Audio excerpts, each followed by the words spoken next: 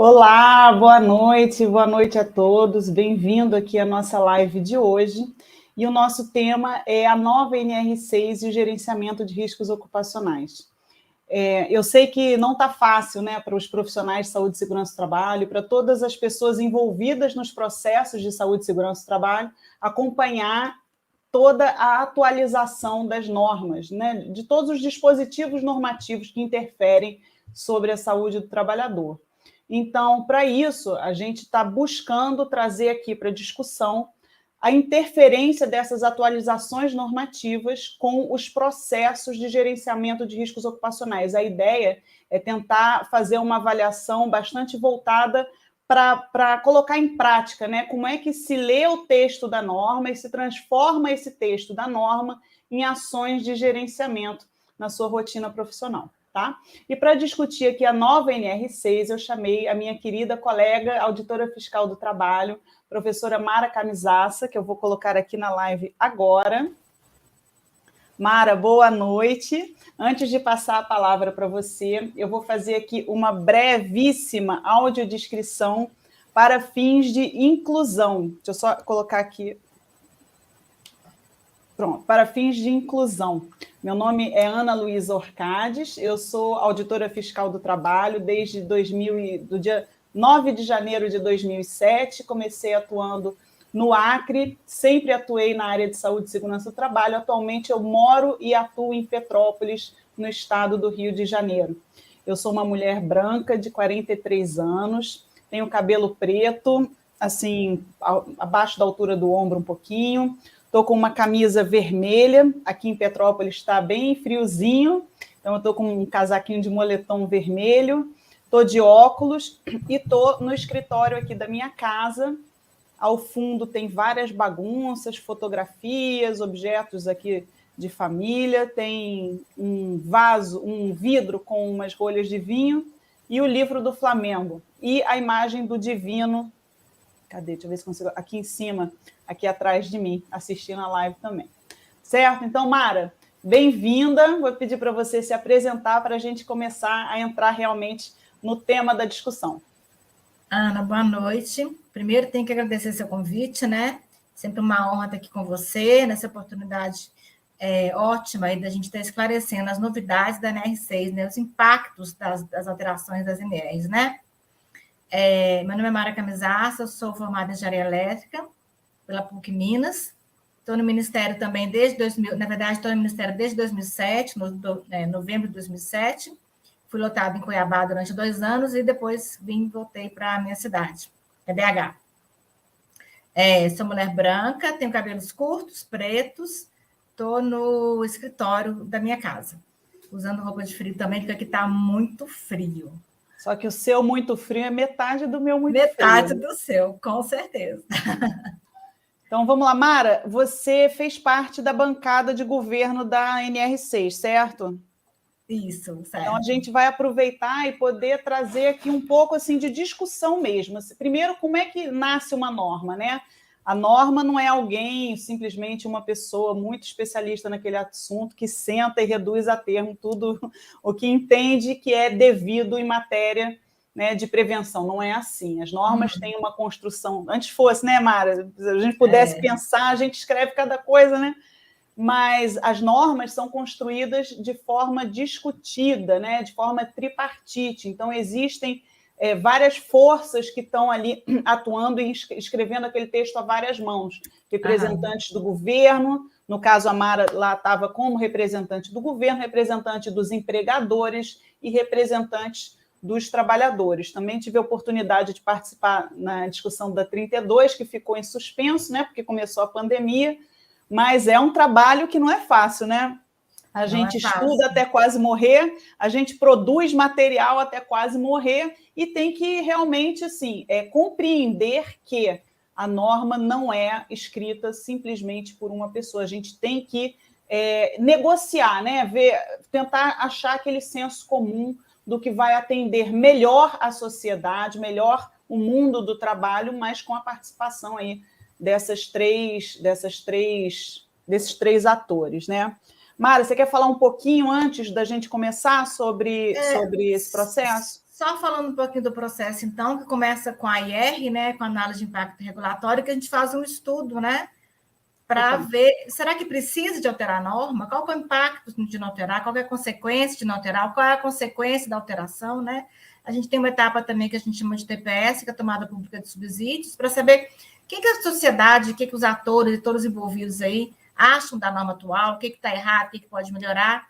E a gente entra depois com uma proposta de texto, a bancada do governo faz essa proposta, vai à consulta pública, e aí todos os interessados, né, podem, então, opinar. Todas as sugestões são analisadas, são consideradas, e muitas delas são, inclusive, incluídas no texto. E aí, depois de ter essa consulta pública, a gente reúne com as bancadas, tem os grupos de tripartites, né, de bancada dos empregadores e dos empregados, até a gente chegar no texto final, que vai para a CTPP, que é a Comissão Tripartite Paritária Permanente. Resumidamente, é assim.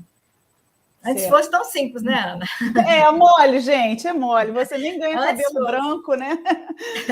nem infarta durante o processo, mas vamos lá. É verdade. Antes da gente entrar aqui efetivamente, vou dar boa noite para várias pessoas maravilhosas que estão chegando, para minha parceira do meu coração, Dercilete Lisboa, para o meu queridíssimo colega, também freguês aqui das lives, que é o Rodrigo Vaz, auditor fiscal do trabalho, colega que é uma das pessoas que perde cabelos escrevendo norma, né? E sobrou pouquíssimo, né? Mas é uma pessoa também, assim, tecnicamente perfeita e que participa, está muito disponível sempre para fazer esse papel, né? De explicar para a sociedade, para divulgar o resultado, né? Divulgar, na verdade, não é nem só o resultado, porque a gente não vem aqui, né, Mara, para ler texto, a gente vem para falar sobre prática, sobre discussão técnica, sobre implementação, porque é isso que é importante, né? Vou dar uma boa noite também para o Edgley, que está aí, para a Andréa, a Alessandra está sempre aí também, e peço a vocês que Maicon é onipresente, né? Em qualquer live de SST, em canais variados ao mesmo tempo, ele está ouvindo e comentando. Eu não sei, ele tem que ter equipe. Então, é isso, pessoal. Vou pedir a vocês que se apresentem, por favor, para eu saber quem é que está aqui assistindo, quem é você na fila do pão, né? Para a gente poder até assim personalizar, né? Tratar os temas de acordo com as pessoas que estão assistindo, tá certo? Então vamos lá. Atualizações sobre NR6 e o gerenciamento de riscos ocupacionais. A gente se reuniu aqui um pouquinho antes e separou alguns itens, né, que é importante comentar agora durante peraí, deixa eu fazer a concordância, alguns itens importantes de serem comentados. Pronto, aqui na live, mais pessoal, tendo dúvidas, por favor, vão jogando no chat, eu vou usando aqui, vou lendo o chat e vou tentando administrar aqui o negócio todo para a gente poder aproveitar ao máximo aqui o tempo da live, tá certo? Então, Mara, primeira coisa, né, a gente já começa precisando entender. Na verdade, a gente vai falar de EPI. Eu sempre que falo de EPI, acho que a primeira coisa a falar não é nem o EPI, né? É a questão da hierarquia das medidas de controle. É a questão de que usar EPI, o EPI não é gerenciar risco, né? Quando você mete um EPI no cara, na verdade, você não está efetivamente gerenciando risco. Você está só agindo ali na última esfera, que é no indivíduo. Então, perde-se muitas vezes oportunidades de gerenciamento em função de uma cultura de EPI, como se EPI fosse prevencionista, não é, né? Então, Mara, quer falar um pouquinho sobre essa questão da hierarquia das medidas de controle antes da gente entrar aqui? Sim, o que a gente vê, né? Você também é fiscal de rua, né, Ana, como eu, o que a gente vê por aí é a cultura do EPI mesmo, né? As empresas esquecem aí da hierarquia das medidas de controle. Tudo que vem antes do EPI, a gente entende são medidas de prevenção, né? Prevenção que são pela eliminação, controle ou redução do risco, e o EPI é uma medida de proteção. A gente tem que entender bem essa diferença, né, entre prevenção e proteção. Essa é a grande diferença. Na verdade, a última medida são as medidas de proteção individual. Uma delas é o fornecimento de EPI, A indicação de boas práticas, boas práticas de higiene no local de trabalho também são medidas de proteção individual. Então, essa hierarquia está lá na NR1 e está na NR6 também, apesar de ser a norma de EPI, a própria NR6 fala, olha, o EPI é a última opção. E a gente vai ver isso aqui ao longo dessa live. No texto da NR6 já fala, o EPI é a última opção. Então, gente, primeira coisa, tá? A gente não pode usar de forma equivocada a NR. A gente tem que lembrar que as normas, elas existem todas ao mesmo tempo, né, de forma simultânea, elas não existem, você não pesca e usa uma norma de cada vez, a gente tem que usar tudo de forma conjunta, né, harmônica. E o uso do EPI, a indicação do EPI é dentro dos processos de gerenciamento de riscos ocupacionais, e a própria norma também destaca isso, a gente vai falar sobre esses itens um pouquinho mais lá na frente, tá? Então, o conceito, Mara, o conceito atual, né, o que está aqui na norma, para fins de aplicação dessa NR, considera-se EPI o dispositivo ou produto de uso individual utilizado pelo trabalhador, concebido e fabricado para oferecer proteção contra riscos ocupacionais existentes no ambiente de trabalho, conforme previsto no anexo 1. Qual é a mudança desse item para o item da NR anterior? Então, o conceito, basicamente, graças a Deus, foi mantido, porque existia um movimento interno, digamos assim, né, que queria que o conceito de EPI fosse o seguinte: EPI, o objetivo dele é eliminar riscos no ambiente de trabalho. Esse entendimento está totalmente incorreto, né? EPI não elimina risco porque ele não interfere. O EPI não tem interferência nenhuma no ambiente de trabalho, absolutamente nenhuma. O EPI protege o trabalhador contra os riscos que não foram eliminados, que ainda estão lá existentes no ambiente de trabalho. Então, quando a gente fala de esses riscos aí, o EPI oferece proteção, são os riscos residuais que permaneceram no ambiente, né? Então, olha só, vou ler aqui, para fins, como você leu, né, Ana? Para fins de aplicação da norma, considera-se EPI o dispositivo produto. A palavrinha produto está aqui porque o creme de proteção não é dispositivo, ele é um produto, né? De uso individual, quer dizer, o compartilhamento não é a regra de forma alguma, o EPI é de uso individual. Pelo trabalhador, ele foi projetado e fabricado para oferecer proteção contra os riscos ocupacionais. Então, a palavrinha ocupacional chegou aqui na NR6 também. Risco ocupacional está na NR6, não estava na norma anterior, estava só riscos, né? Existentes no ambiente de trabalho, conforme previsto no anexo 1, isso foi incluído também, esse finalzinho, porque o anexo 1 o que está no anexo 1 é que é EPI. Se não está no anexo 1, gente, não é EPI, é uma condição. A segunda condição é ter certificado de aprovação. Isso, e ontem, inclusive, na live, a Dercy está aí, né, assistindo, a gente estava fazendo live, e veio uma pessoa fazendo justamente uma pergunta com relação a esse detalhe. Olha, se está lá previsto, lá no anexo, mas não tem EPI, não tem CA, eu faço o quê? Eu só não registro no PGR? Eu falei, não, se não tem CA, você não pode indicar como EPI.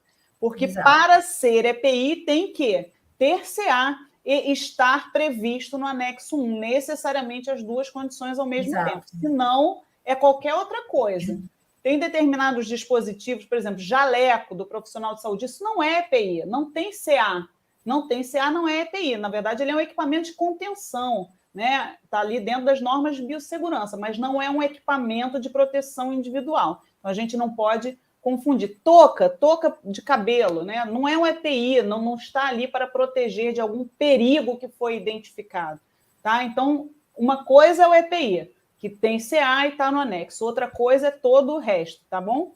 Ana, só esclarecendo aqui para o Michael, que ele falou que agora cita produto, não. A palavrinha produto já estava no conceito anterior, por causa do creme de proteção. Desde a década de 90, essa palavrinha produto está aí. Eu só chamei atenção porque a diferença entre dispositivo e produto, só isso, mas já estava no conceito anterior. O Rodrigo está falando, infelizmente, tem até PGR, o EPI, como ele... o pessoal pira, né? O povo pira, mas vamos lá. E aí o equipamento conjugado, né? Que também já tinha lá na NR, mas é importante, achei importante a gente destacar esse tema, porque eu vejo muito pessoal achar que equipamento de proteção individual conjugado é quando você bota dois, né? Por exemplo, o cara bota um capacete e bota um abafador, ele está achando que é um equipamento de proteção individual conjugado. Não é. O equipamento conjugado de proteção individual é aquele que é utilizado pelo trabalhador, composto por vários dispositivos que o fabricante tenha conjugado, tá? Por que isso é importante, gente? Porque muitas vezes, para começar, porque o conceito é esse, é quando ele foi planejado, pensado, desenhado, projetado para ser feito dessa forma, utilizado para oferecer proteção, por exemplo, contra dois perigos distintos. Mas, às vezes, na tentativa de se usar vários EPIs, muitas vezes porque não gerenciou os riscos lá na fonte, né? O cara não fez as proteções coletivas, não eliminou, aí vai tacando EPI na cara do sujeito. E pode ser que um interfira, por exemplo, no funcionamento, na eficiência do outro. Então, o ideal, quando você tem a necessidade de utilizar mais de um EPI, é sempre interessante, né? Que se opte pelos equipamentos conjugados. Certo? O que mais, Mara, sobre isso? Quer comentar? A norma mesmo fala que tem que ser observado no uso de simultâneo, né, de dois EPIs, que a eficácia deles seja mantida. A própria norma tem isso agora, esse item que fala sobre isso. Um exemplo. Você falou é muito importante, é muito comum a gente ver empregador alterando o EPI, ele mesmo fazendo EPI conjugado. Então, é importante a gente saber que qualquer alteração na integridade do EPI já descaracteriza o produto como tal, ele deixa de ser EPI. Isso. É um exemplo aqui muito comum, tá? Por exemplo, proteção auditiva, o cara tem que usar um abafador do tipo concha, mas também tem que usar óculos de proteção. A haste do abafador, a haste dos óculos, ela vai prejudicar a vedação do abafador, tá? Então, tudo isso tem que ser avaliado quando se utiliza, quando se é realmente necessário indicar mais de um EPI. Não pode perder a eficácia de cada um dos EPIs que são indicados, tá certo? Então, vamos lá. Se tiver, pessoal, alguma pergunta sobre isso, vai colocando aí no chat que eu estou acompanhando. Rodrigo, daqui a pouco eu boto tua pergunta aqui. Obrigações do empregador. Aqui tem várias, né, Mara? Assim, tem um rol de obrigações do empregador. Acho importante a gente destacar essas aqui. Orientar e treinar o empregado, fornecer ao empregado gratuitamente, né? Isso aí já estava na norma também. EPI adequado ao risco, em perfeito estado de conservação e funcionamento.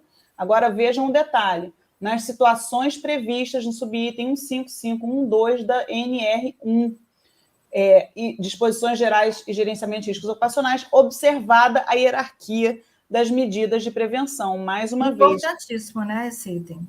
A gente tem que lutar, gente. Nós que somos prevencionistas, vocês como profissionais de saúde e segurança do trabalho, ou mesmo de RH, né, que estão envolvidos nos processos, a gente tem que compreender que temos que ser prevencionistas. O gerenciamento de riscos ocupacionais, a finalidade é prevencionista. E como a Mara falou, meteu o EPI, você já não está mais no âmbito da prevenção, né? Você já permitiu, por exemplo, que aquele trabalhador caia de altura. Tudo bem, ele está de cinto, não vai morrer. Tem outras lesões associadas, mas a gente tem que buscar o foco da prevenção nos processos, e a norma está aí sempre lembrando desse aspecto, tá? Agora, registrar o fornecimento, podendo ser adotados livros, fichas ou sistema eletrônico, inclusive por sistema biométrico, que, na verdade, não deixa de ser um sistema eletrônico, né? Exatamente. Isso é uma novidade, né, Mara? Na verdade, já existia uma nota técnica do Ministério do Trabalho, se não me engano, 2016, eu acho, o Ministério já tinha publicado uma nota técnica entendendo que o sistema biométrico é um sistema eletrônico válido, desde que você consiga tirar um registro, um relatório, né, do fornecimento. E durante a consulta pública também, muita gente falou, tinha que permitir planilha. Gente, planilha é sistema eletrônico também, uma planilha de Excel. Você pode controlar o registro do fornecimento da EPI com planilha, não tem problema nenhum. É importante, então, o que eu vejo sempre, a gente tem que ler a norma e saber interpretar o que está escrito ali. Essa expressão sistema eletrônico é muito ampla. É claro que uma planilha Excel é um sistema eletrônico, é claro que o sistema biométrico também é um sistema eletrônico. E exigir seu uso, né? Que aí é aquele drama, né? Aí é aquele drama. O cara dá o EPI para o sujeito não está usando, né? Aí é a hora que encarna ali um auditor fiscal do trabalho, sempre, né? E aí fica, mas eu dei o EPI. Dar o EPI, gente, não é suficiente, né? O EPI é aquela ponta mais frágil de todas, né, na mitigação do risco, digamos assim. É o mais frágil, não adianta dar, tem que ser o EPI adequado, o cara tem que saber, né, ele tem que ser capacitado, a gente vai falar sobre isso. Enfim, e exigir o uso é o quê? Obrigação do empregador, certo? Ô, Ana, é importante que a gente tem que entender essa exigência aí, exigir seu uso de forma ininterrupta durante toda a exposição ao risco. Então, assim, protetor auditivo, você tira o protetor auditivo durante alguns minutos, aquilo lá já joga por terra todo o cálculo que foi feito de atenuação. Então, usa de forma ininterrupta. Tira para falar, olha só. A gente vai falar sobre indicação. Mara, lembra aí esse assunto de tirar EPI na hora de falar sobre seleção, para a gente voltar? Mas realmente isso aqui, gente, não tem como escapar. É obrigação da organização. Cabe à organização também exigir o uso. Quando a gente vai fazer uma fiscalização, a gente não está fiscalizando a pessoa física do trabalhador, né? A gente está fiscalizando a organização. Então, tem que realmente capacitar bastante e atuar no sentido de exigir o uso, como está dizendo a Mara aí, durante toda a jornada, todo o tempo, né, necessário. Exposição, né? Todo o tempo de exposição. Isso. E aqui, só fazendo uma alusão à NR1, né, que foi citada lá atrás, que é a hierarquia das medidas de controle, que necessariamente tem que ser pensada. Para começar, gerenciamento de riscos não tem improvisos, né? Não tem improvisos. Então, sempre, para todos os perigos identificados, tem que ser seguida essa hierarquia das medidas de controle, e o EPI é a última coisa, é o último degrau aqui nessa hierarquia. Comenta aí, Mara. A prioridade é sempre a eliminação de fatores de risco. Para quê? Para tentar garantir um ambiente seguro e salubre, né? E aí eu acho interessante que muita gente me pergunta assim, o que é proteção coletiva? Onde está escrito? Cadê a lista de exemplos de proteção coletiva? Gente, essa é a linha, esse item 2 aqui, se não me engano, é o item 141, a linha B. A linha G, se não me engano, né? 141B, 141G, o 2. Exatamente. A proteção coletiva, qual que é o objetivo dela? Minimizar e controlar o fator de risco. Esse é o objetivo da proteção coletiva. A partir desse conceito, você pega o que está na sua frente e vê se é ou não proteção coletiva. Não existe uma lista fechada, exaustiva, como é o anexo 1 da NR6, para a proteção coletiva. Eu tenho essa lista exaustiva para a EPI, mas para a proteção coletiva eu não tenho. Então, para eu saber se é proteção coletiva, eu tenho que saber se aquilo que está na minha frente elimina o fator de ou minimiza ou controla o fator de risco. Por exemplo, o extintor de incêndio. Elimina o risco de incêndio? Não. O próprio nome fala, o objetivo dele é extinguir um incêndio que já existe. Então, o extintor de incêndio não é proteção coletiva, como muita gente fala. A sinalização de segurança é a mesma coisa. Aquela fita zebrada, né? Aquela plaquinha ali, por exemplo, proibido ingressar com as mãos na zona de risco. Gente, em algum momento o trabalhador vai colocar a mão ali, porque ele vai precisar de colocar, não é porque ele quer ter um dedo amputado, não é isso, não. Então, sinalização, cone, sinalização, extintor de incêndio, lava-óleos, esse chuveiro de emergência, nada disso é proteção coletiva, porque não elimina, não controla o fator de risco. Cuidado com o piso escorregadio, né? Cuidado com o piso escorregadio. Exato, exatamente. Realmente, a gente tem que conhecer para saber indicar. Então, é importante conhecer, porque, às vezes, por falta de conhecimento, né, o cara vai lá e faz um negócio desse, aí bota lá, medidas de controle. Treinamento, medida de controle, treinamento. Extintor de incêndio. Isso vai ter como resultado uma autuação. Vamos lá. Aqui é novidade, Mara. Isso. Aqui é novidade, e para mim, gente, esse é o melhor item. Tem 2 itens que eu achei que foram realmente uma super conquista nessa norma, tá? E um deles é esse aqui. Mara, dá um panorama aí sobre a luta, né? Sobre o objetivo. Daí, o que é? A gente quer que fique registrado, integrando lá no PGR, sendo referenciado no PGR, por que aquele EPI foi selecionado. Por que eu estou usando esse EPI A e não o EPI B, essa luva dessa forma e não uma outra luva de outro fornecedor ou que proteja contra outro risco? Eu tenho que conhecer a atividade, o que o trabalhador faz, eu tenho que entender os riscos que estão ali, tem que saber o nível de risco ali a qual o trabalhador está exposto, qual que é a medida de proteção que já foi adotada, porque o que chega para mim, na hora de eu fornecer o EPI para o trabalhador, é o risco residual, como eu já falei, né? Então, essa seleção do EPI, a norma fala, tudo eu devo considerar para fazer essa seleção.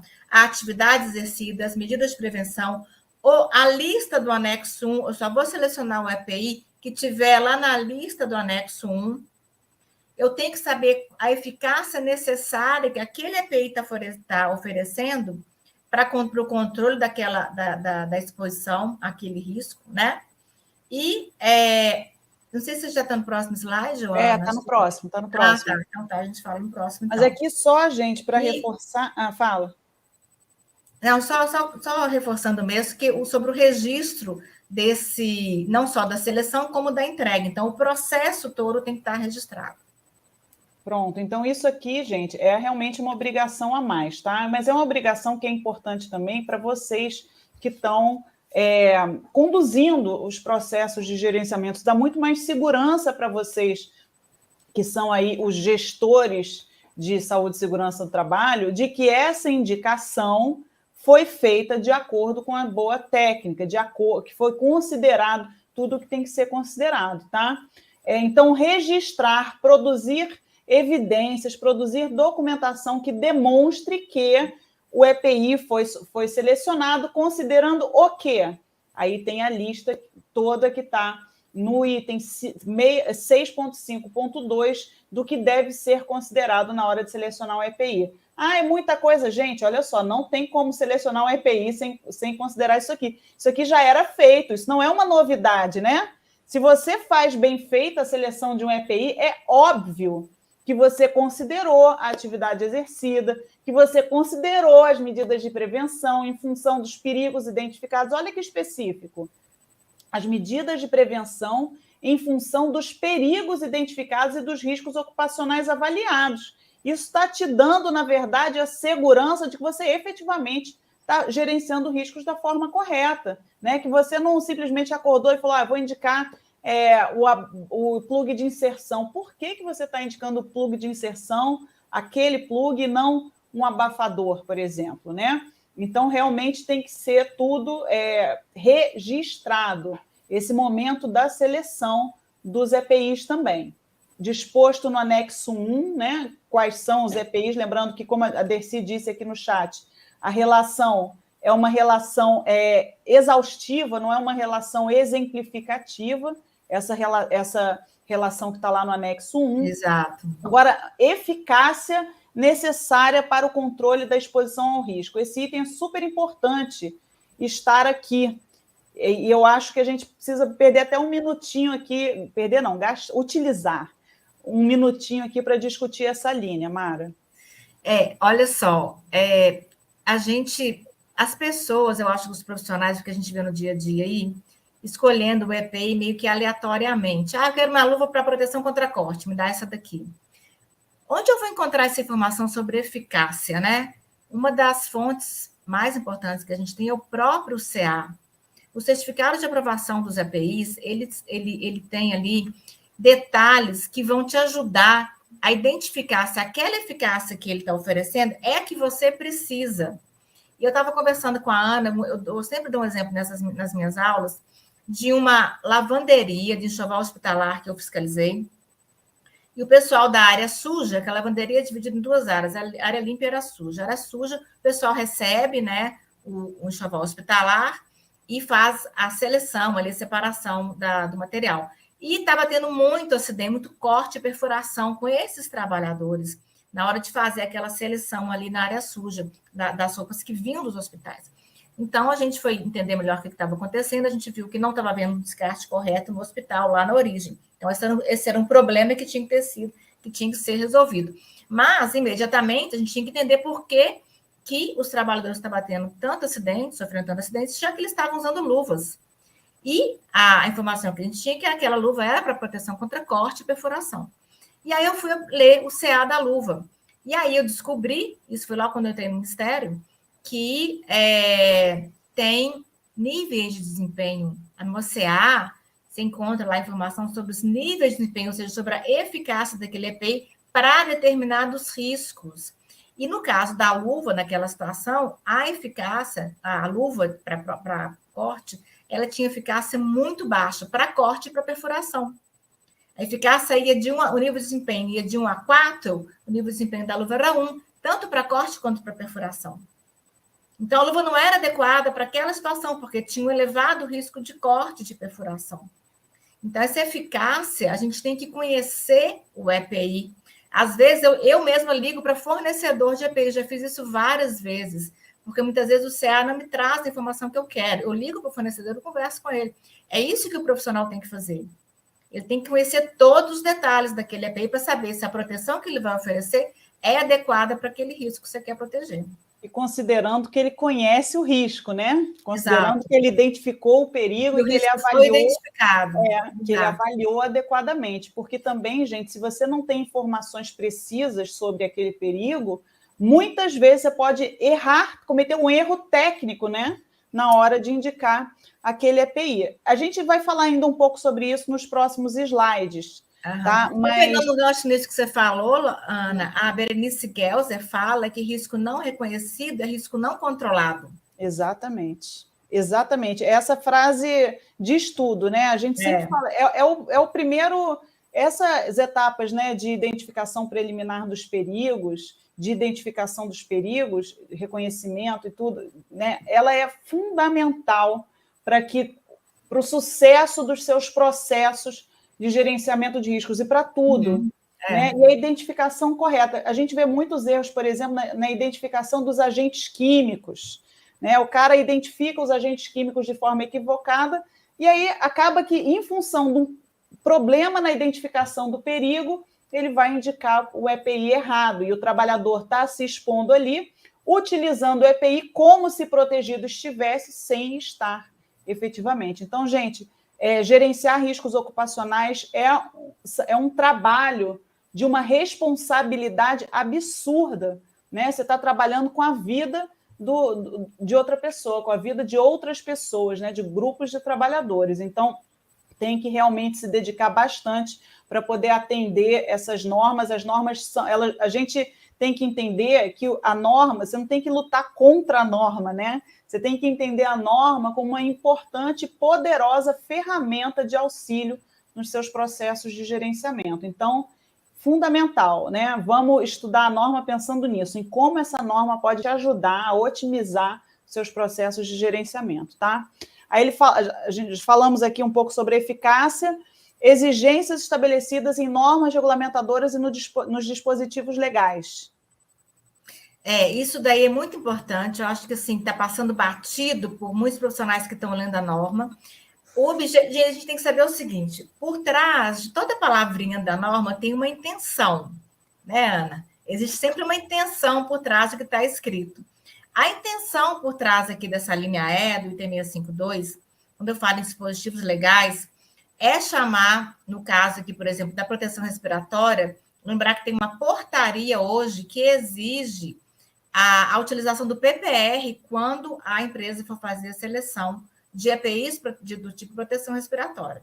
Essa é a portaria 672, foi publicada em 8 de novembro de 2021, é uma portaria importantíssima, não tem como você ser um profissional de segurança do trabalho e não conhecer essa portaria. E um dos artigos mais importantes dela, da parte de proteção respiratória, é o artigo 44. Então, que exige lá, que fala que o PPR deve ser considerado quando da seleção e uso de proteção respiratória. Então, se eu vou fornecer a proteção respiratória para o meu trabalhador, eu devo necessariamente observar o PPR da Fundacentro, elaborar o meu próprio PPR baseado nas disposições do PPR da Fundacentro, última versão de 2016. Então, assim, esse gancho da NR6 com a portaria 672, não só com ela, mas principalmente com ela, é muito importante mesmo, porque ficava, antes o PPR estava lá numa IN, uma instrução normativa, meio que julgado, meio que esquecido, né? E aí, agora a gente tem uma forma de autuar a empresa se ela não tiver o PPR, porque ela não está cumprindo o dispositivo legal para a seleção do EPI, por exemplo, de proteção respiratória. Certo. Eu estou só aproveitando para ir marcando aqui as perguntas, que depois a gente vai responder, tá? Não vai passar nada, não vai passar nada. Vamos lá. Outro item, compatibilidade. Não, adequação. Esse item aqui, eu falei que tinha 2 itens que são os itens que eu acho que são os principais da norma, né? Era aquele que a gente citou antes e esse 652, né? Que são os aspectos necessários para considerar, para selecionar o EPI, principalmente essas 2 últimas linhas aqui, a F e a G. Olha só, a adequação do equipamento ao empregado, né? Não adianta você indicar, por exemplo, uma proteção respiratória, uma máscara PFF2 de uma marca X que tem um tamanho tal que não adapta ao rosto do trabalhador e não veda, quando é necessário vedação. Não adianta. Então, aquela máscara é uma máscara inadequada, por exemplo, para um trabalhador. A adequação do equipamento ao empregado e, tananã, o conforto oferecido. Gente, conforto é fundamental, principalmente se você considera que o EPI é a última opção, né? Por quê? Porque ele é mais frágil, porque demanda que o trabalhador use constantemente, né? E aí até é uma coisa que alimenta o outro item, da obrigação da organização. A organização tem que impor o uso, exigir o uso do EPI, mas para ser mais fácil, inclusive, de exigir, né, para o cara não ficar tirando o tempo inteiro, como, por exemplo, a máscara respiratória, é fundamental que seja confortável, que adeque de forma confortável àquele trabalhador, ao indivíduo. Aqui está falando, segundo a avaliação do conjunto de empregados, né? Mas tem que estar confortável, adequado para os trabalhadores utilizarem. Essa adequação ao documento empregado, né, a gente tem que ver que a empresa tem que, então, adquirir a PFF, a tamanho P, M, G, GG, né, adequado também às características antropométricas dos trabalhadores, né, luva de diversos tamanhos. A gente não vê isso normalmente acontecendo na maioria das empresas, né. Eu acho, Ana, como eu te falei, que foi uma vitória muito grande a gente ter conseguido colocar essa adequação do equipamento ao empregado e o conforto. A palavrinha conforto aí é uma coisa assim, é uma vitória enorme da palavra conforto, tá? Na NR6, porque ela está lá na NR17, né? Como deve estar mesmo. Mas a gente conseguiu colocar a palavrinha conforto aqui, o EPI deve ser confortável para o trabalhador. Perfeito. Gente, tem muita pergunta já. Espera aí. Vai ser... Bom, vamos acelerar aqui, porque antes de meia-noite tem que terminar aqui, né? Eu selecionei aqui algumas imagens só para ilustrar essa questão da eficácia, tá? Da eficácia do EPI. Aqui é um exemplo, né, de proteção de um protetor auditivo do tipo concha, abafador, né? Que ele tem uma atenuação que é mais indicada, olha só, para essas frequências aqui. A atenuação daquele dispositivo, ela vai ser determinada atenuação para determinada frequência sonora, né? Não é simplesmente a intensidade do som que tem que ser considerada, a quantidade de atenuação, mas saber se aquele protetor que você está indicando é o mais adequado. Por exemplo, se eu tenho um som numa frequência de 125 Hz, né, que é uma frequência baixa, um som mais grave, seria mais indicado esse tipo de protetor aqui do que esse, olha, porque esse aqui atenua 18, enquanto esse aqui atenua 10 decibéis. Então, você tem que conhecer, não basta falar, é ruído.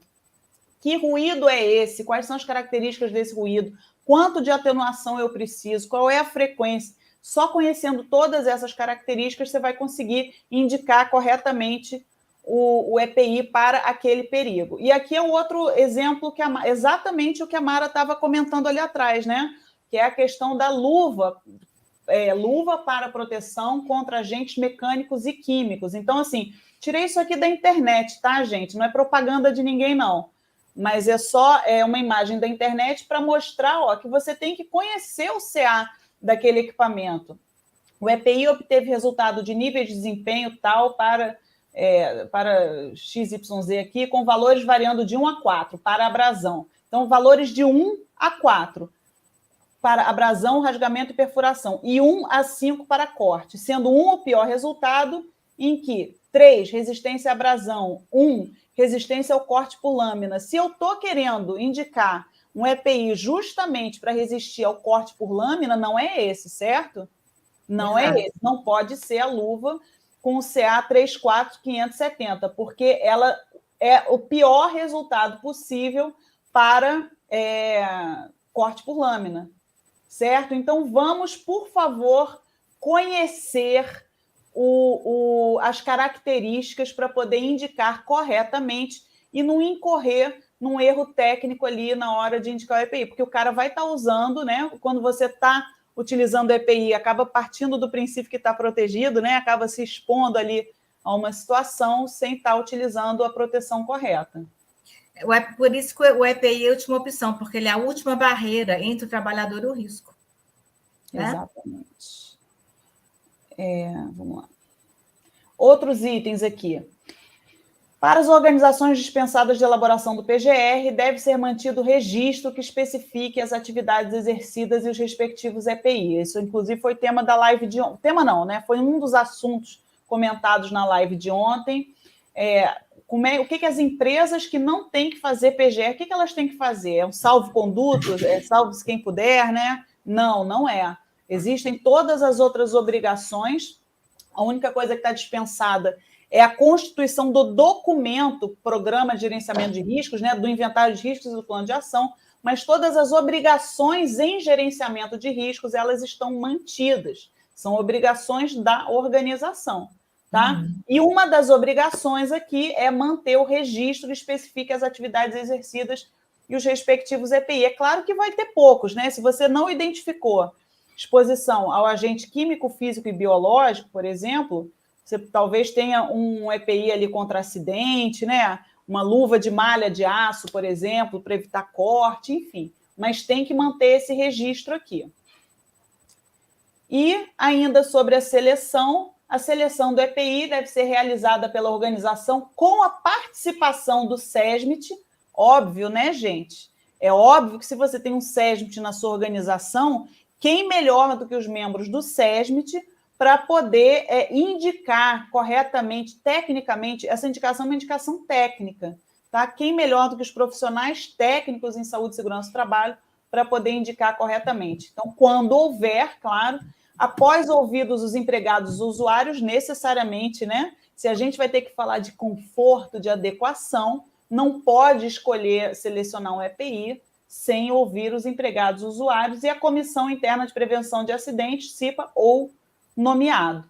E esse último item aqui dessa tela, o EPI deve ser comercializado com CA válido. Mara, por que é importante a gente ter esse item na norma?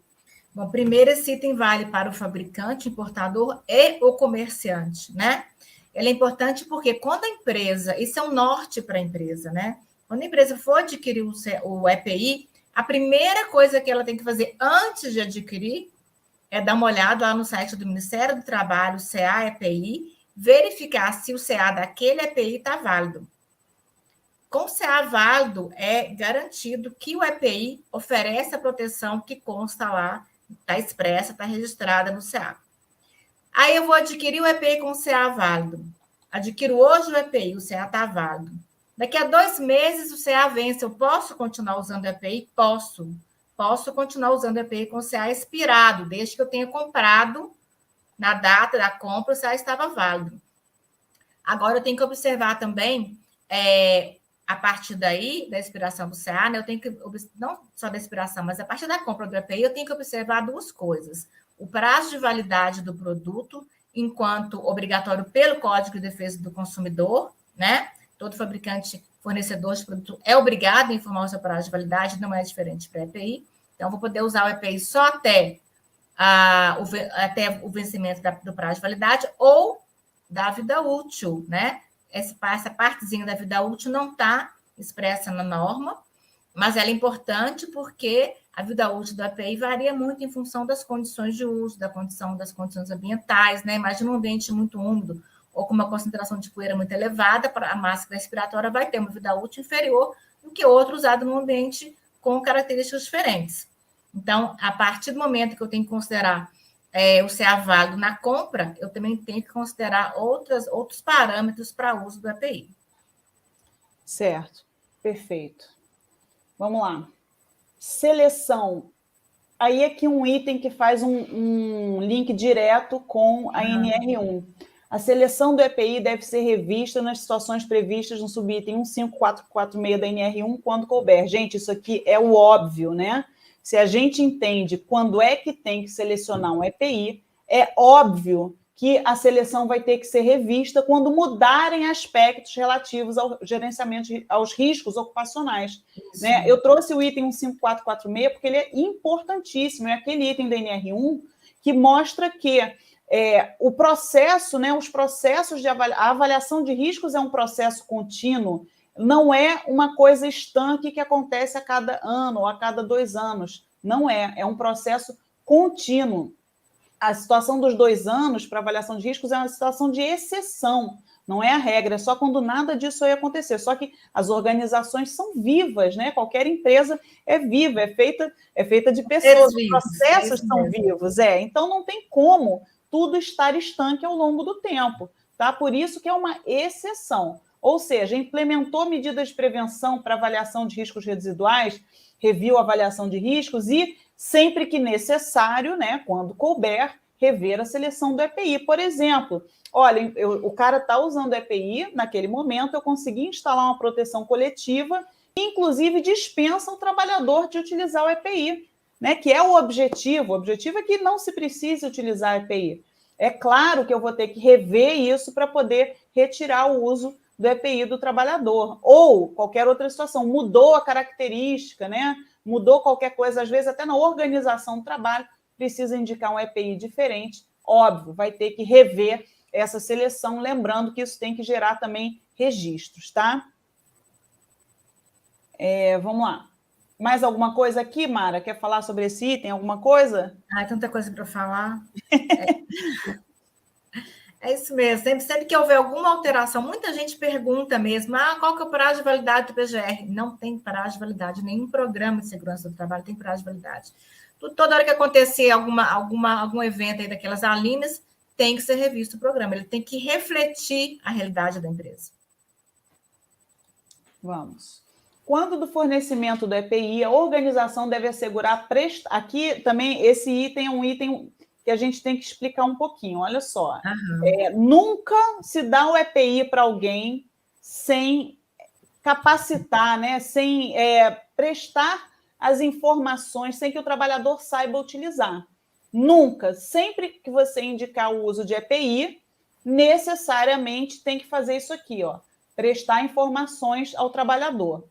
Vejam, isso não é uma condicionante, tá? Sempre. Fornecer o EPI, necessariamente a organização deve assegurar a prestação de informações observadas as recomendações do Manual de Instruções, em especial sobre, vamos lá, descrição do EPI e seus componentes, risco ocupacional contra o qual o EPI oferece proteção fundamental, o trabalhador tem que saber por que ele está usando aquele EPI, tá? Restrições e limitações de proteção, porque isso pode existir, e o trabalhador também tem que conhecer esses aspectos, forma adequada de uso e ajuste. E aqui eu vou só fazer uma observação com relação, gente, ao maldito, falo maldito porque é o maldito do plug de inserção. Eu tenho horror quando eu vejo, né, que é preciso, que se necessita realmente a proteção, e a proteção é o plug. Por quê? Não porque o plug seja um problema, mas porque 0 trabalhadores sabem utilizar e inserir aquele plug da forma correta, tá? O plug tem que ficar lá dentro do canal auditivo. Você não pode ver o plug pelo lado de fora. Você não vê, você não enxerga. Se você estiver vendo o plug, ele não está sendo usado adequadamente. E aí me fala aí com toda sinceridade, bota lá no chat. quantos trabalhadores vocês veem com aquele plug pulando aqui para fora. O cara ainda fala assim, eu não gosto do plug porque o plug cai, né? O plug cai porque ele não está bem colocado. Porque se você levantar, você tem que levantar a orelha e inserir lá, atochar lá dentro, apertar ele, colocar no canal. Ele não vai cair se ele tiver colocado corretamente. Mas isso aí é a exceção. Então, o cara, na verdade, ele está exposto àquela dose de ruído todinha, né? Não está usando proteção, ele está usando um enfeite. É fake, não adianta, né?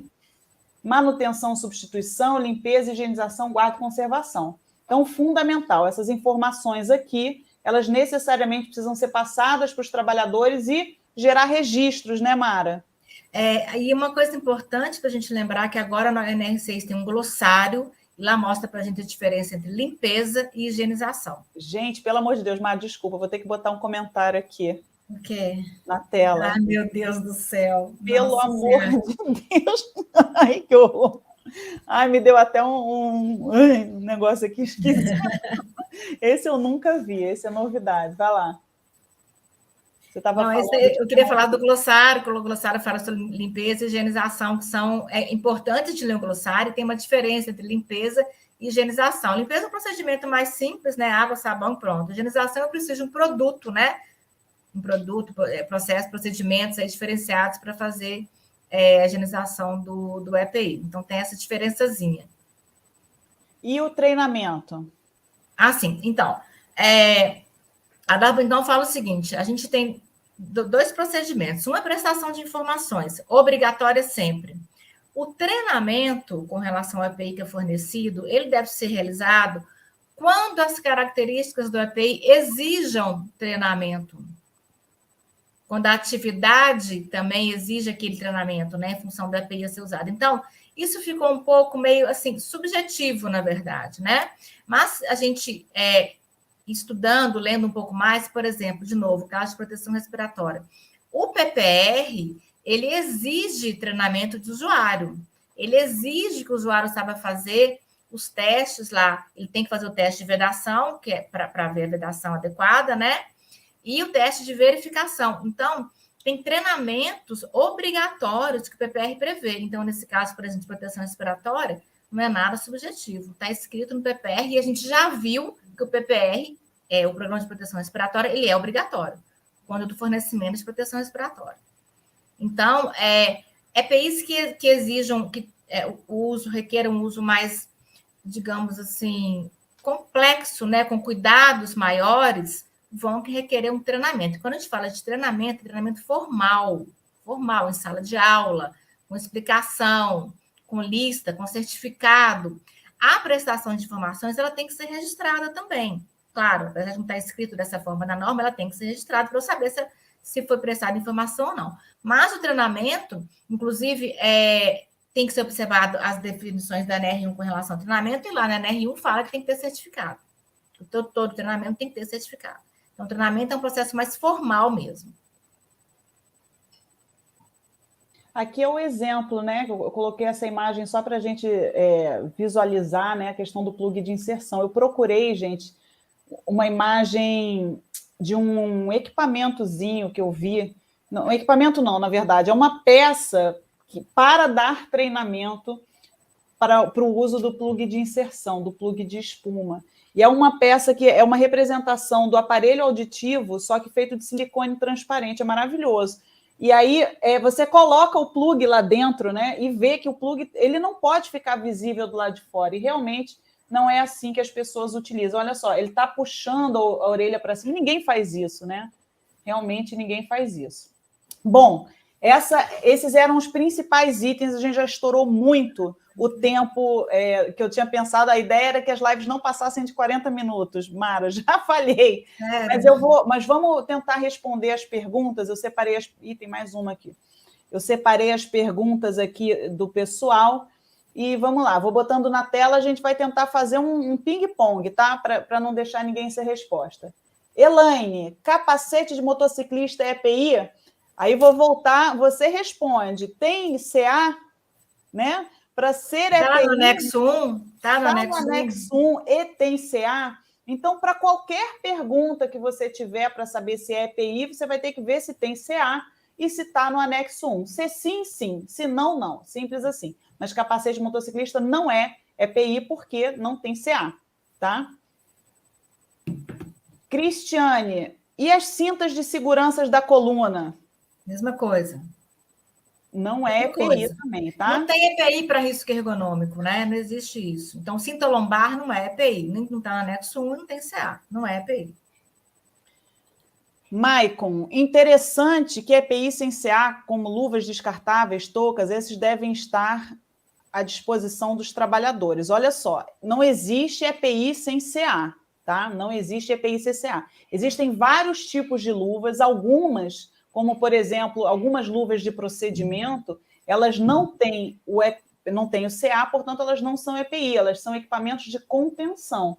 Se não tiver CA, não é EPI. O que não significa que não tenha que estar à disposição dos trabalhadores, porque tem uma indicação para poder obrigar o uso daquele dispositivo, tá? A touca, da mesma forma, a touca, de uma forma geral, muitas das vezes é para proteger o quê? O produto, não é para proteger o usuário, é para proteger o produto. Por que o pessoal de cozinha tem que usar touca? É para não cair cabelo na comida, né?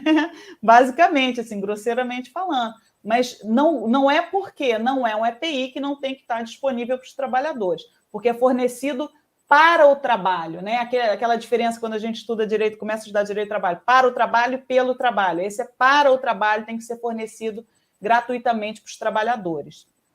Agora, Mara, pergunta do Rodrigo.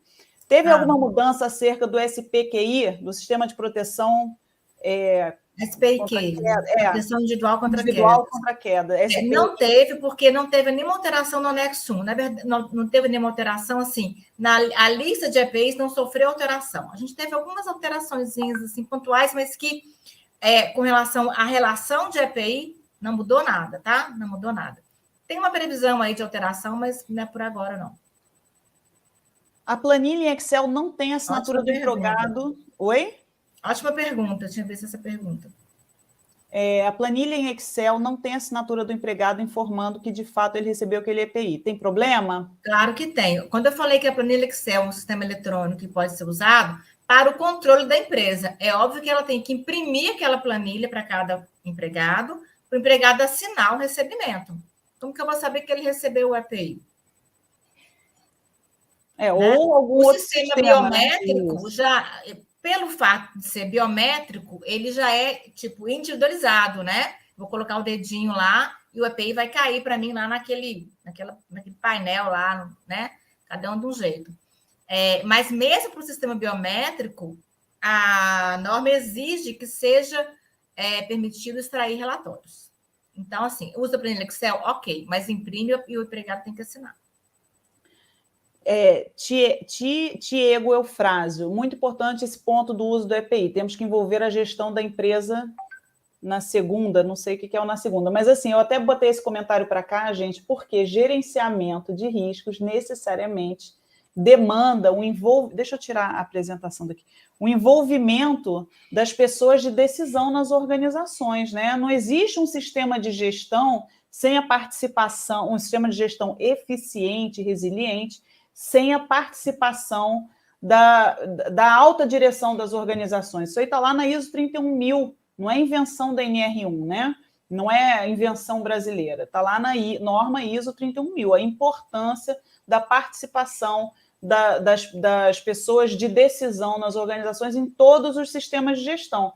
As organizações têm vários sistemas de gestão funcionando ao mesmo tempo, tem que ter, né? A gestão de riscos ocupacionais é um deles, tem que estar integrado com os demais e tem que ter a participação realmente de quem tem a caneta, né? De quem manda. E aí eu até me solidarizo, sei como é difícil para os profissionais de saúde e segurança do trabalho quando atuam dentro de organizações que não têm esse respaldo por parte, né, da linha vertical aí na organização, por parte de seus superiores. Nem todas as organizações, óbvio, a gente não vive aqui no mundo de moranguinho, né? Eu sei como é a verdade aí no mundo onde vocês atuam, porque nós estamos presentes nesse mundo onde vocês atuam. Eu sei o que o trabalho profissional de SST assim, não é fácil, né? A maior parte dos profissionais sua sangue para conseguir fazer. Mas, gente, nós temos que buscar implementar nos locais, nos ambientes de trabalho, essa cultura prevencionista. Buscar, primeiro, conhecer tecnicamente o que você está falando e demonstrar tecnicamente o porquê de você estar indicando ou deixando de indicar alguma coisa. Né? Mostrar que prevenção, na verdade, ela se paga, é um investimento, né? Saúde e segurança do trabalho é um investimento a médio e a longo prazo, principalmente. Então, a gente tem que vestir a nossa camisa de prevencionista, saber do que está falando, dominar o assunto, ter propriedade sobre o que está falando, para conseguir, aos poucos, né, aquele caminho de formiguinha, aquele trabalho de formiguinha, e atuando no desenvolvimento dessa cultura de prevenção no planeta Terra, no nosso planeta Brasil aqui. Certo? Ana, eu acho que essa revisão das normas vai exigir uma maior capacitação dos profissionais. Isso é fato, né, Mara? Isso é fato. Assim. Estudar muito, sentar bumbum na cadeira, ler, não consegui, não entendi, vou ler, vou procurar algum profissional para explicar, vou me capacitar. É isso que as normas estão exigindo agora. A revisão das normas, assim, na verdade, principalmente da NR1 e de tudo que vem com isso, ela é um momento de grande oportunidade para os bons profissionais de saúde e segurança do trabalho.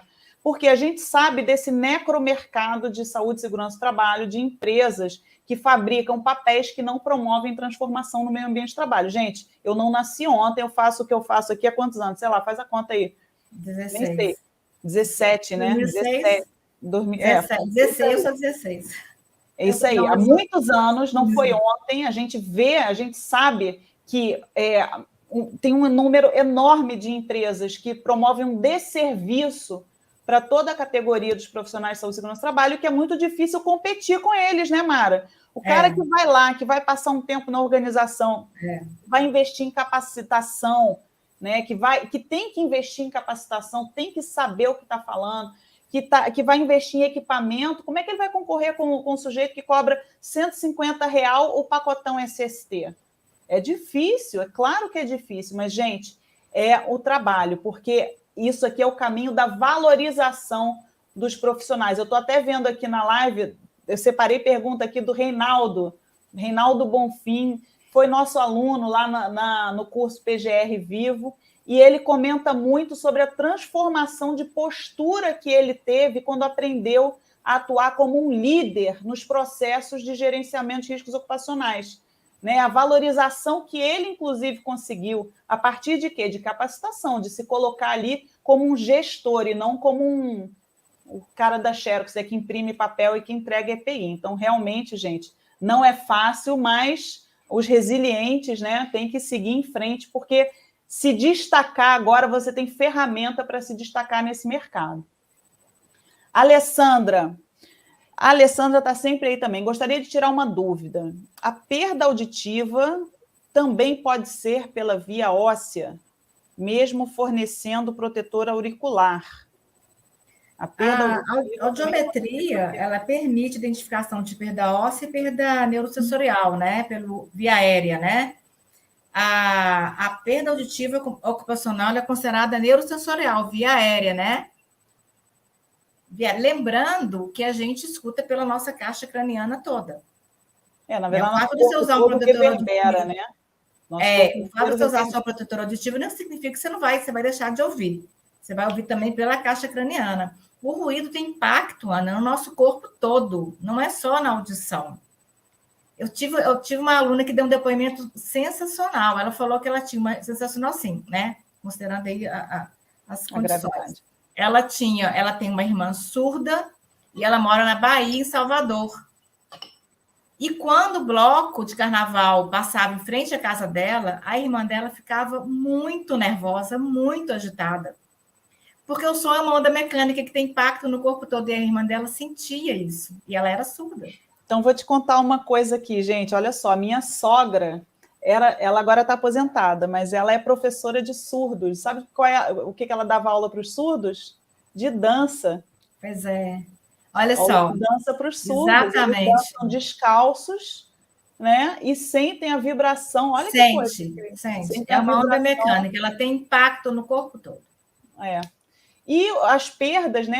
Inclusive, quando você for avaliar a severidade lá no seu PGR, relativa à exposição ao ruído ocupacional, não é só a perda auditiva, né? Tem a perda auditiva e e os sinais extra-auditivos, né? Os agravos de ordem extra-auditiva. Às vezes são agudos, né? Agudos, às vezes, não só crônicos. Então, assim, Exato. não é só...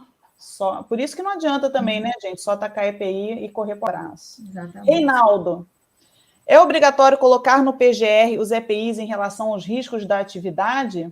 Nós respondemos isso, né? Você tem que registrar a seleção e para poder selecionar o EPI, você tem que considerar os perigos aqui né? Como é que agora a frase ficou esquisita? Eu passei muito tempo sem fazer live, Mara, estou voltando essa semana. Eu estou até com a fala embolada. Tem que pegar no tranco de novo. Vamos lá, vou reformular a frase. Os riscos aos quais, os perigos aqui... vocês entenderam, né?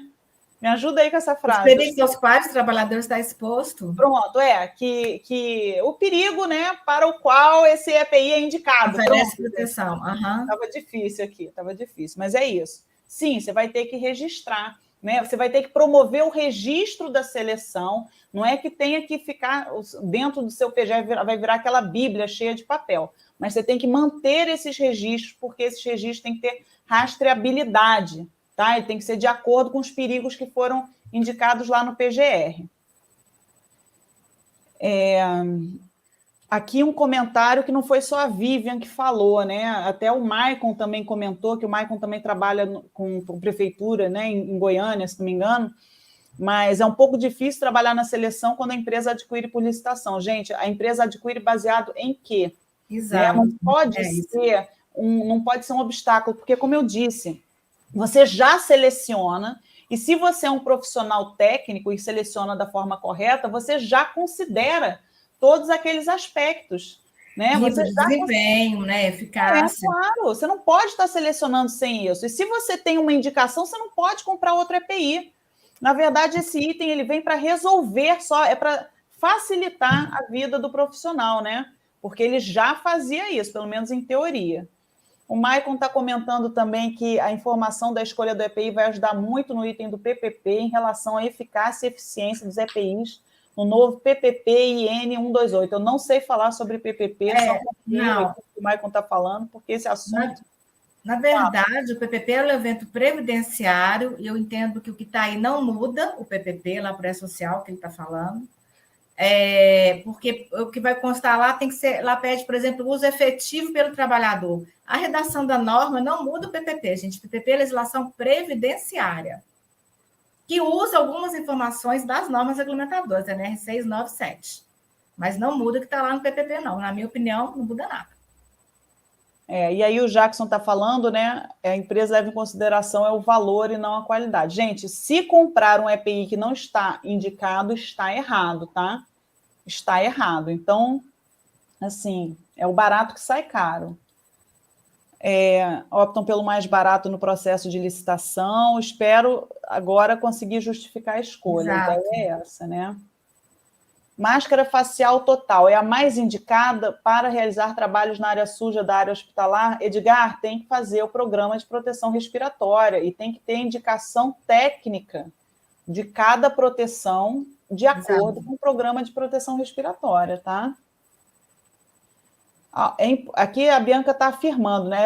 Gente, acho maravilhoso quando tem fono nas turmas, né?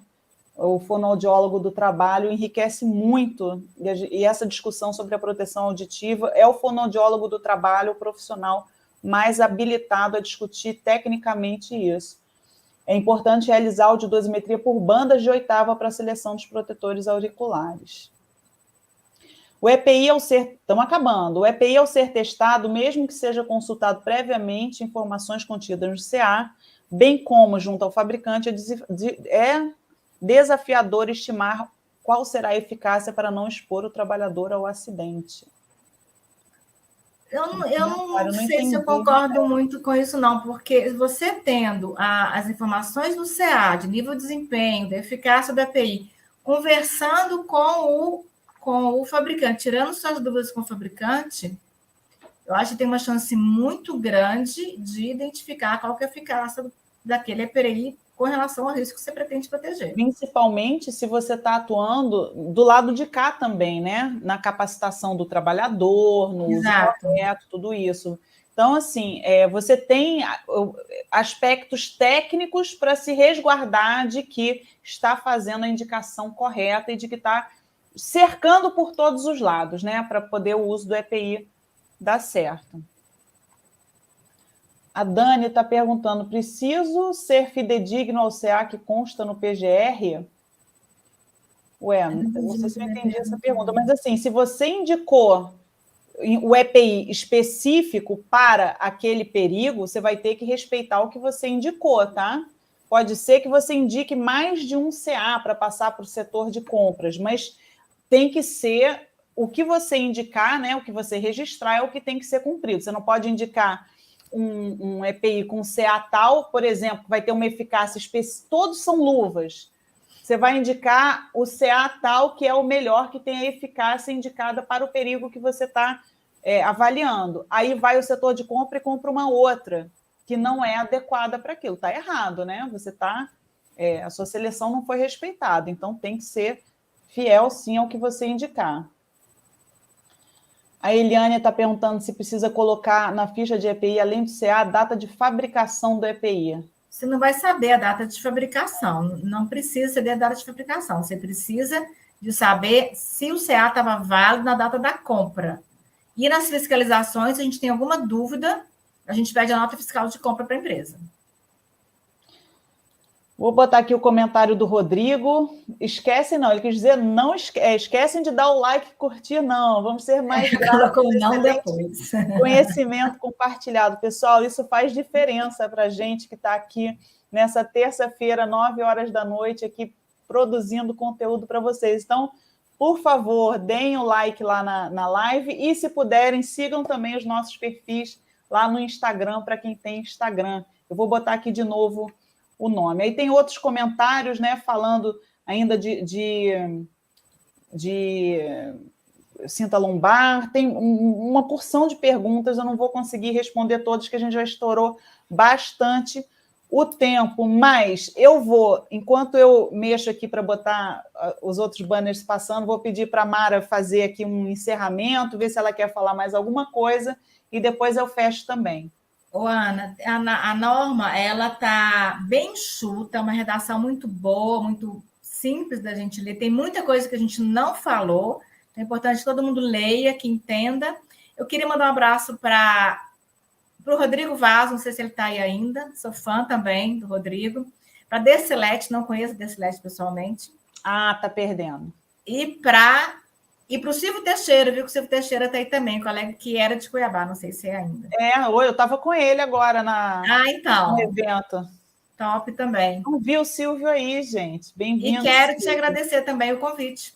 A gente está sempre aí disponível aí para ajudar todo mundo, tá? Obrigada, então. Obrigada a todo mundo, então, pelas perguntas também, porque a gente aprende demais com as perguntas, né, Ana? Nossa, e a gente corre... Pergunta é super importante para a gente também. Vou colocar aqui, então, o nosso Instagram. Botei até aqui o último comentário do Val Suércio, um aluno top da última turma que está encerrando agora do curso PGR Vivo com o método HDR. Está falando, protetor plug possui 3 camadas de diferentes diâmetros, justamente para conseguir adaptar com o tamanho do canal auditivo de cada trabalhador. Perfeito, Valsuer. Obrigada pela sua participação. O Valsuer não chega na aula ao vivo na hora, não chega. Mas aqui ele vem. Pronto. Então, pessoal, mais uma vez vou agradecer profundamente aqui vocês que estão, assim como a gente está aqui terça-feira produzindo esse conteúdo, vale a pena porque tem gente que está aqui na terça-feira, né, correndo atrás de se atualizar, porque quer fazer um trabalho de excelência. E é isso que a gente espera. Espero poder contribuir na valorização profissional de vocês e na melhora aí do meio ambiente de trabalho para todo mundo, que todos os trabalhadores tenham direito ao meio ambiente de trabalho seguro e saudável, tá certo? Então, boa noite, prevencionistas. Na semana que vem, nós temos, na segunda-feira, live pela página da Linus Cursos Jurídicos, que eu vou botar aqui também agora. botei o outro, né? Segunda-feira temos live no YouTube da Linus Cursos Jurídicos. Sempre sou eu com a Dercilete Lisboa. E na terça-feira estaremos aqui com o próximo tema, que eu não me lembro de cabeça, mas vou divulgar durante a semana os 2 temas lá no meu Instagram, tá certo, pessoal? Muito boa noite e até segunda-feira. Boa semana e bom fim de semana. Mara, muito obrigada. Obrigada. Um beijo. Obrigada, beijo. Tchau, Obrigada tchau. a você.